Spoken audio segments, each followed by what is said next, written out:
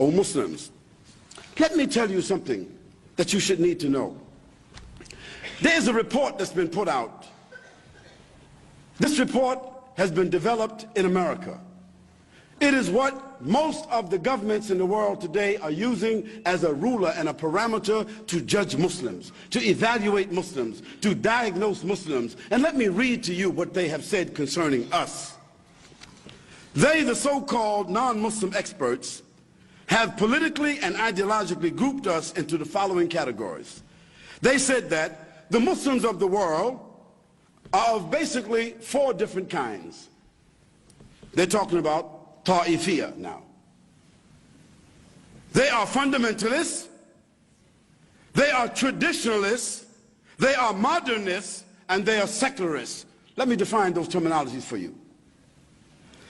Fundamentalist means those people who are saying we want to go back to the Quran and the Sunnah. We want to establish the Quran and the Sunnah. We want to follow the 3 generations of Islam. No, we do not want bid'ah. We don't want ghulu. We don't want excess. We want Islam, the Quran, and the Sunnah, and all our actions, and that's it. They call us, those who say that, fundamentalists. Although in Islam there's nothing called fundamentalism. Then there are the traditionalists. These are the people who also say they follow the Quran and the Sunnah, but they hold on to a certain classical tradition. They say we are Wahhabi. They say we are Hanafi. They say we are Shi'i. They say we are Hanbali. They say we are Shafi'i. They say we are Maliki. Although those 4 men, Ahmad ibn Hanbal, Imam Shafi'i rahimahullah, Abu Hanifa, Imam Malik, although those are our fathers, those are our scholars, those are the mujtahideen of Islam and the greatest people who brought dalil to us from those generations, no doubt. But following them blindly as a tradition is what the category here is. People who follow them blindly, and therefore they don't unite with anybody else except those who follow each one blindly.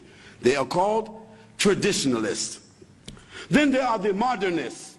The modernists are those who want to make a new interpretation of the Quran. They want to make a new interpretation of the Sunnah. They want to make a new interpretation of Islam. In fact, they are the people who may want to join all the religions together to have what they call peaceful coexistence. They are the people who call themselves Wahdatul Adyan. That is, they want to join with all the religions together. Hinduism, Buddhism, Christianism, Semitism, so and so and so and so and so. Make it one all religion. It even sounds funny, don't it? Yeah, think about it.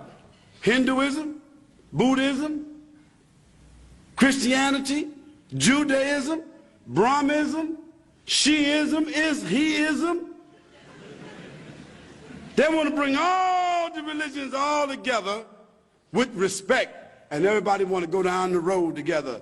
We will overcome. See, that's what we want to do. This is called Wahdatul Adyan, making all, it sounds nice, one world religion. I don't know who would be the head of that, maybe the Pope. They got the most money. Or it might be the mayor of Jerusalem. Or it might be Jacques Chirac. Or it might be Mr. Howard. Or it might be Mr. Bush. Or it might be whoever. We don't know who might become the leader of this new world religion. But the people who call for that among the Muslims, they are the misguided people, and they have joined the enemies of Islam. No matter how intellectual they are, no matter how sincere they are, no matter how educated that they are, they have joined the camp of the enemies of Allah subhanahu wa ta'ala, and they have said by doing so that Allah subhanahu wa ta'ala has not given to us the haqq, and that this deen of the Quran and the Sunnah and the wala and bara, the loyalty and the disassociation, the loyalty for the Muslims and the disassociation of the Kafirs, that there's nothing like that in Islam. We just go along down the road with whoever's happy with us, we happy with them too. O Muslims, they have come up also with a formula. Not only have they classified us, but they have also come up with a formula to deal with every category and how to create hostility and opposition between the different categories. They have determined that the greatest threat to Western civilization and the continued dominance of Western culture is to make sure that the Muslims never reestablish a global identity, and that there is no opportunity ever for them to reestablish the Khilafah. Let me repeat that point to you. They have determined that the greatest threat to Western civilization and the continued dominance of Western culture is to make sure that no nation among the Muslims develop among themselves a global identity. And secondly, they never, ever have the ability to reestablish the Khilafah. Now, this is in their protocols. This is what you should understand. This is what they are preserving. This division is subtle and hidden, meaning that most Muslims wouldn't even know it. Therefore, it is more difficult to recognize than to treat. The non-Muslims who consider themselves as authorities and experts on Islam and Muslims have observed the following. Listen to this, please.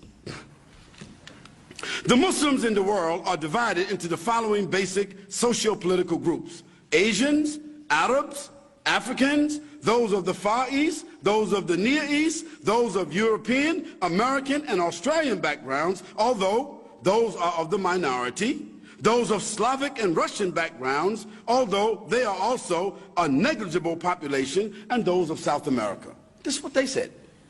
Look how they divide us. Our objective is to polarize these ethnic groups. That means to keep these ethnic groups from uniting together and exploit their cultural differences. In this way, we can maximize our global agenda and we can minimize any global threat from them. SubhanAllah. Look how clear they are. Look how bold they are. Look how blatant they are. And look how accurate they are.